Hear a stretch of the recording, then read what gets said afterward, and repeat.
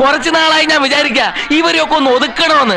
കിട്ടാതെ ഇവിടെ ചുമ്മാ ഇരുന്ന ഒരു പയ്യന്റെ അടുത്ത് വന്നിട്ട് അവന്റെ മുറി പോലും വകയ്ക്കാതെ കുടിച്ചിരിക്കണ ഊണ്ടിരിക്കണ ബാഗിൽ കഞ്ചാവ് കൊണ്ടുവന്ന വല്ല പറയെടുത്ത് കാണിടാ. പോലീസിനും പട്ടാളത്തിനും ഞാനെന്നൊരു പേടി സ്വപ്നമാണ്. ഇവനൊരു എല്ല് കൂടുതലാണല്ലോ. ആരാടാ നീ? ഞാൻ ചോരയല്ലടാ തിന്നണത്. ഓ നീ എപ്പോഴും ഉളിപ്പത്തി മാത്രമായിരിക്കില്ലല്ലോ, വാക്കുകളാണ് പറയുമ്പോ സൂക്ഷിച്ചോണം. കേരളത്തിലെ പിള്ളേരുടെ സ്വഭാവമൊക്കെ മാറിപ്പോയി ഒരുപാട്. നീ പറഞ്ഞ സത്യം, ഇവന്മാരൊക്കെ ക്രിമിനൽ മൈൻഡടാ. എന്നല്ല നിന്റെ മോളിൽ ഞാൻ കുറെ കണ്ടിട്ടുണ്ട്. എന്റെ ഈശ്വര, എന്ത് തോന്നിയ നീ പറയുന്നേ? നിങ്ങൾ പിടിവിട്ട് ഞാൻ ഇവിടെയല്ലേ നിക്കണത്. അല്ല പിടിവിട്ട് നിങ്ങൾ, ഞാൻ ഇവിടെയല്ലേ നിക്കണത്. അഭ്യാസം കാണിച്ചില്ല.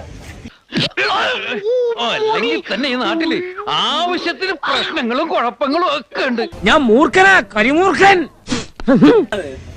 അഭ്യാസം കാണിച്ചില്ല. അഭ്യാസം കാണിച്ചു കഴിഞ്ഞാൽ നിന്നെ ഉണ്ടല്ലോ, നിന്നെ നല്ല ഒന്നാന്തര പണിയെന്ന് ഞാൻ അകത്തോളൂ. മനസ്സിലായോ? മുടി വേനിക്കാണ്. മനുഷ്യന് വഴി കൊണ്ട് നടക്കാൻ മേലുണ്ടായല്ലോ. കുടിക്കുക, തല്ലും പിടി ഉണ്ടാക്കുക. ആരാടാ നിന്നെ ഈ ദുശീലങ്ങളൊക്കെ പഠിപ്പിച്ചത്? എന്റെ മുടി വേനിക്കാണ് മൈരെ. വേണ്ട, അതൊക്കെ കുറെ കണ്ടവനാ ഞാൻ. അങ്കിൾ വേണ ഒരു കേസ് ചാർജ് ചെയ്ത് 1-2 ആഴ്ചത്തേക്ക് പിന്നെ ലോക്കപ്പിൽ ഉരുട്ടിക്കോ. ഞങ്ങൾക്ക് എല്ലാവർക്കും അതൊരു ആശ്വാസമാകും.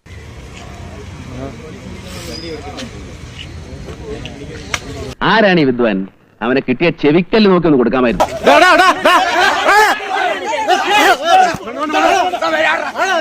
ഇനി ഒരിക്കലും കേരളം ഭ്രാന്താലയമാണെന്ന് പറഞ്ഞ വിവേകാനന്ദനെ ഞാൻ വെല്ലുവിളിക്കുകയില്ല. ഒരു രക്ഷയുമില്ല ഇവിടെ. കേരളത്തിലെ യുവാക്കളുടെ ഞരമ്പുകളിലൂടെ ഒഴുകാൻ പോകുന്നത് കേട്ടുകേൾവി പോലും ഇല്ലാത്ത ലഹരി മരുന്നുകളായിരിക്കും. അതിനു മുമ്പ് ഞാൻ അവനെ ഒതുക്കിയിരിക്കും. പോലീസുകാരനെ തൊട്ട് കളിക്കല്ലേ. കേരള പോലീസ് ആരാണെന്ന് ഇന്ന് നീ വിവരം അറിയും. ഇന്ന് രണ്ടും കൽപ്പിച്ചാ ഞാൻ വന്നിരിക്കുന്നത്.